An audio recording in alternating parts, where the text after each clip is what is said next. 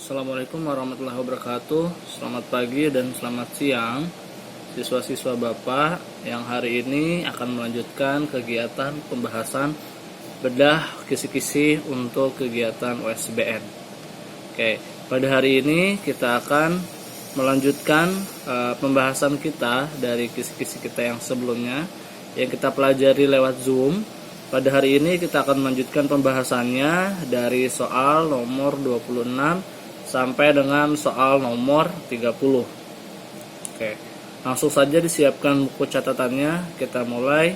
Bismillahirrahmanirrahim. Pada soal nomor 26 nanti kalian akan mendapati soal yang berupa refleksi pada sebuah titik. Refleksi artinya pencerminan ya. Materi ini juga sudah kita pelajari di kelas 9 bagian semester 1 kemarin.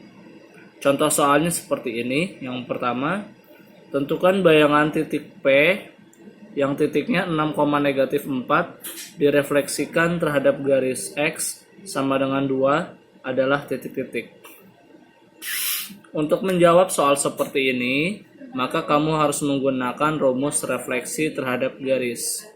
Rumusnya adalah P yang tadinya X, Y, ketika dia direfleksikan X sama dengan H ini adalah sebuah angka, maka nanti akan berlaku rumus P aksennya adalah 2 kalinya H dikurangi X, Y.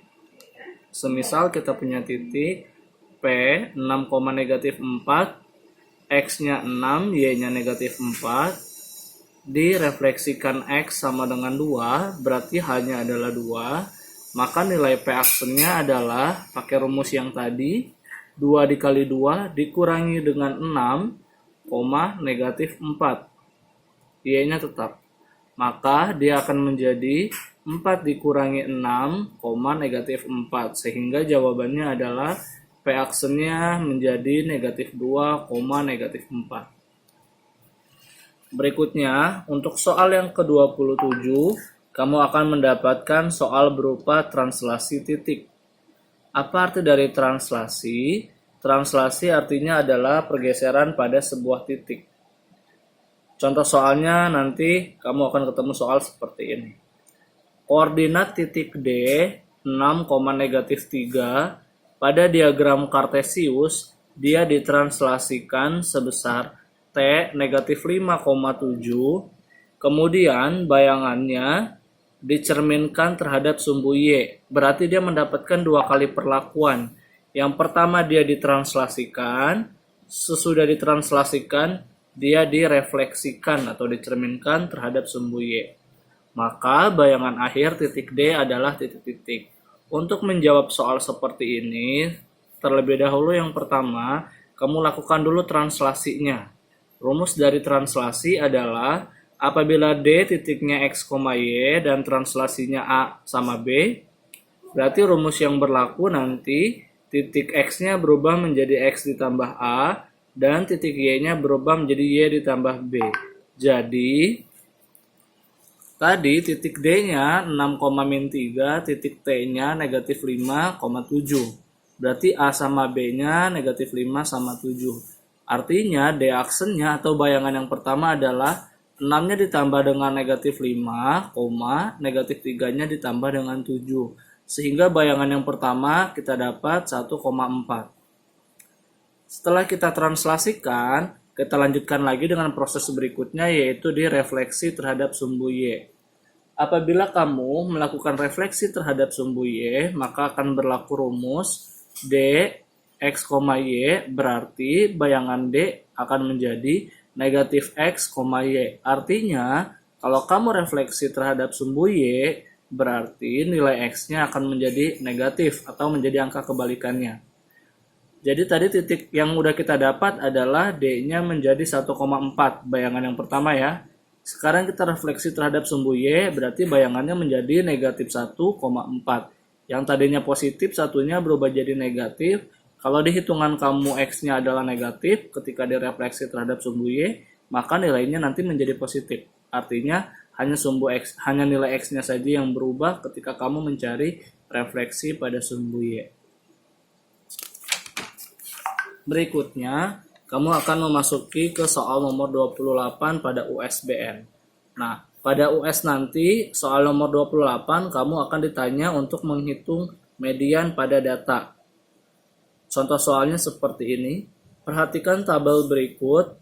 Ada sebuah data nilainya adalah 4, 5, 6, 7, 8, dan 9. Dengan frekuensi atau banyaknya siswa yang mendapatkan adalah 5, 4, 4, 5, 6, dan 6. Artinya yang nilainya 4 ada 5, yang bernilai 5 ada 4 orang, yang mendapatkan nilai 6 ada 4 orang, yang mendapatkan nilai 7 ada 5 orang, yang mendapatkan nilai 8 ada 6 orang, yang mendapatkan nilai 9 ada 6 orang. Maka untuk menghitung median, kita harus tahu dulu apa arti dari median. Untuk menjawabnya, kita harus cari tahu apa arti dari median. Median artinya adalah data tengah. Jadi setelah data yang udah diurutkan dari data terkecil sampai data terbesar, data yang ada di tengah-tengah itu nanti disebut dengan median atau data tengah. Rumus untuk menghitung median adalah dengan cara melihat data ke N ditambah 1 bagi 2. N itu menyatakan banyaknya data. Berarti kita harus hitung dulu dari total datanya. Total datanya kita hitung adalah 5 tambah 4 tambah 4 tambah 5 tambah 6 tambah 6. Sehingga total data yang kita punya adalah 30.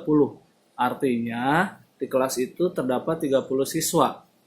Kita menghitung mediannya. Berarti untuk menghitung mediannya kita melihat data ke 30 ditambah 1 sesuai rumusnya tadi ya, dibagi dengan 2. Berarti 31 dibagi 2 atau 15,5. Berarti kita melihat data ke 15,5, yaitu data ke 15 tapi lebih sedikit, lebih setengahnya. Setelah itu kamu lakukan pengecekan data ke 15,5. Caranya yaitu dengan menambahkan satu kolom yang baru, yaitu kolom frekuensi kumulatif. Menambahkan satu baris yang baru, Nama barisnya adalah frekuensi kumulatif atau FK. Frekuensi kumulatif artinya adalah pertambahan jumlah frekuensinya. Cara mengisinya adalah kamu bikin dulu tabelnya seperti di soal, lalu kamu tambahkan barisan FK. Frekuensi yang pertama adalah 5, berarti FK yang pertama 5. Ditambahkan 4 menjadi 9, ditambahkan 4 menjadi 13, ditambahkan 5 menjadi 18, ditambahkan 6 menjadi 24, ditambahkan 6 menjadi 30. Jadi totalnya adalah 30 data. Ya. Kalau udah kamu buat frekuensi kumulatifnya, kamu lihat data ke 15,5 menempati urutan yang mana? Yang di sini berarti datanya habis sampai data ke-5. Di sini datanya habis sampai data ke-9. Di sini datanya selesai sampai data ke-13. Artinya data ke-14, 15, 16, 17, dan 18 semuanya adalah angka 7. Nah, makanya saya lingkari yang 18 ini artinya data ke-15,5 terdapat pada bagian ini, pada kolom yang ini. Jadi, dia masuk ke urutan ini. Jadi mediannya adalah angkanya adalah 7. Karena data ke 15,5 yaitu berupa angka 7, nilai 7. Nah, berikutnya soal ke-29, kamu akan menemui soal tentang menghitung luas bangun ruang sisi lengkung yang berupa menghitung bagian dari luas permukaannya topi kerucut. Oke, contoh soalnya nanti seperti ini. Ayah membuat topi dan dari kain seperti gambar berikut ini. Jadi ada topi kerucut yang tangannya kosong, lalu ada penghalau sinar mataharinya ya. Sisi miring dari topi kerucut itu adalah 13 cm, diameter kepalanya adalah 10 cm, dan diameter panjang bagian bawahnya adalah 15 cm. Untuk menghitung luas kain yang dibutuhkan, maka kamu harus menggunakan rumus. Luas kain yang dibutuhkan didapatkan dengan cara menambahkan luas limut kerucut ditambah dengan lingkaran yang besar, luas lingkaran yang besar, dikurangi luas lingkaran yang kecil. Kenapa harus dikurangi? Karena lingkaran yang kecilnya ini bolong untuk memasukkan kepala. Berarti kita masuk ke rumus luas limut kerucut. Rumus dari luas limut kerucut adalah Pi kali R kali S ditambah luas lingkaran yang besar Pi kali R pangkat 2 dikurangi luas lingkaran yang kecil dikurangi pi kali R pangkat 2. Untuk kerucutnya berarti pi-nya 3,14 dikali 5 dikali S-nya, sisi miringnya yaitu 13. Karena diameternya dia adalah 10, otomatis jari-jarinya pasti 5. Ya. Otomatis jari-jarinya pasti 5. Sehingga kita masukkan ke perhitungannya R-nya adalah 5. Ditambah dengan lingkaran yang besar. 3,14 dikali 10 dikali 10. Bagaimana cara menghitung luas lingkaran yang besar? Nah, jari-jari diameter lingkaran yang kecil adalah 10. Sehingga jari-jari lingkaran yang kecil adalah 5. Oke. Panjang dari ujung topi sini ke sini adalah 15. Panjang dari ujung topi dari pinggir lingkaran kecil ke pinggiran topi otomatis adalah 5 cm. Sehingga kelebihan sebelah kanannya juga pasti adalah 5 cm. Sehingga nanti lingkaran besar totalnya adalah menjadi 20 cm yaitu diameternya. Berarti jari-jari lingkaran yang besar nanti adalah 10. Maka bisa kita hitung 3,14 kali 10 kali 10 untuk menghitung luas lingkaran yang besar. Dikurangi dengan luas lingkaran yang kecil yaitu 3,14 dikali 5 dikali 5.